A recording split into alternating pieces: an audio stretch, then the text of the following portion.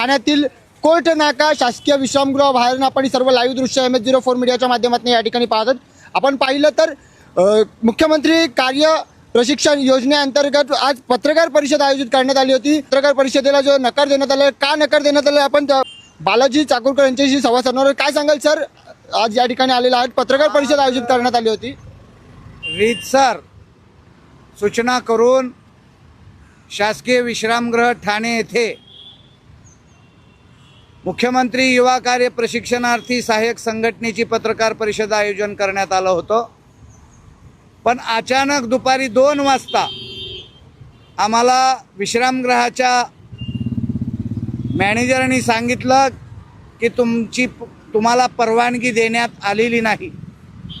का देण्यात आलेली नाही याचंही उत्तर त्यांच्याकडे नाही। थोड्याच वेळापूर्वी मराठा समाजाची बैठक झाली, त्या बैठकीला परवानगी मिळते आणि या ठिकाणी सर्व जाती धर्माचे विद्यार्थी, बेरोजगार, प्रशिक्षणार्थी आपल्या न्याय हक्कासाठी 11 ते 12 महिने झालं लढत आहेत। या लढणाऱ्या हक्काची भाकरी मागणाऱ्या युवकांना रोजगार मिळाला पाहिजे, याकरिता मी बालाजी पाटील चाकूरकर पत्रकार परिषदेच्या माध्यमातून शासन आमच्यावर दडपशाही कशा पद्धतीचं दडपशाही करतं हे सांगणार होतो। अरे प्रेसमध्ये आम्ही जी सांगणार होतो, आता तर शासनाचा अतिरेक झालेला आहे।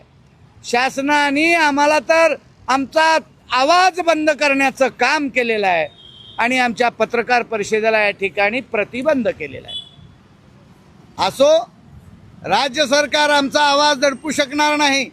आमचा आवाज दाबण्याचा प्रयत्न सरकार करतंय, ही गोष्ट खरी आहे, पण या दडपशाहीला आम्ही जुमानणार नाही। येणाऱ्या 5 तारखेला 5 मार्च 2026 आझाद मैदान मुंबई येथे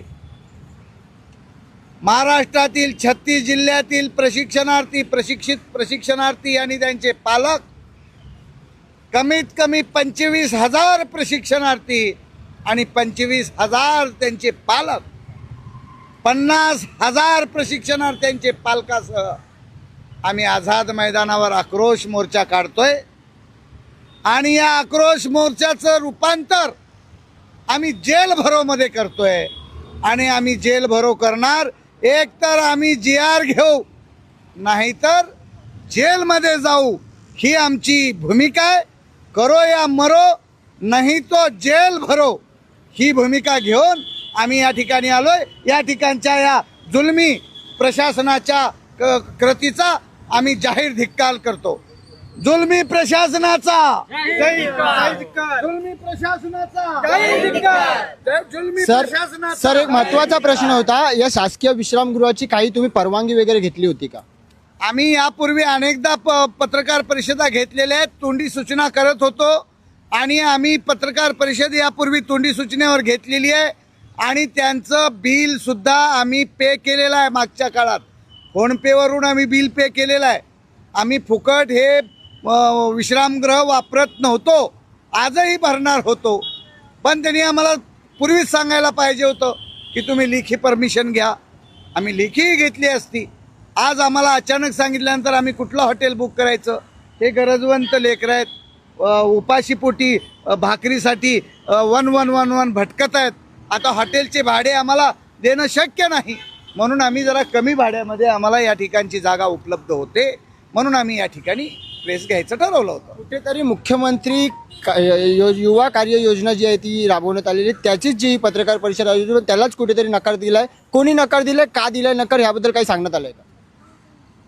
नंतर सांगतो म्हणतात इथले शासकीय विश्रामगृहाचे, तुम्हाला आम्ही कधी सहकार्य केलं नाही का? आम्हाला वरूनच आदेश आलाय। अरे काय आम्ही काही दहशतवादी आहोत का? आम्ही काय अतिरेकी आहोत?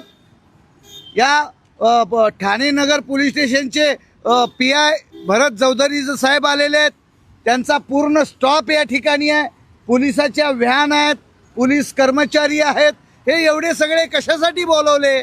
काय आम्ही गुन्हा करतोय?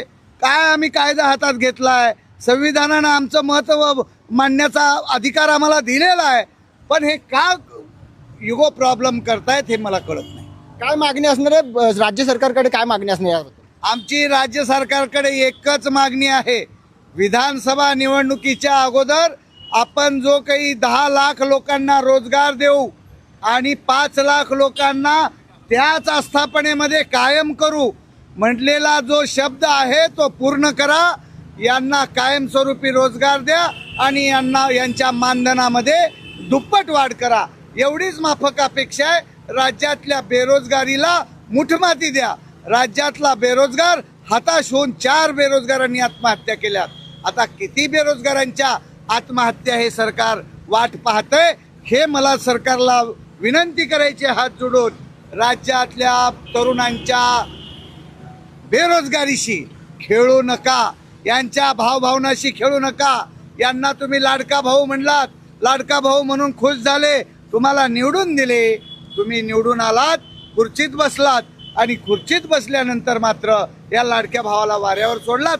वाऱ्यावर तर सोडलात. आज हे 3 महिने झालं बेरोजगार आहेत, पण यांना प्रेस घेऊन आपलं मत मांडण्यासाठी सुद्धा प्रतिबंध केलात.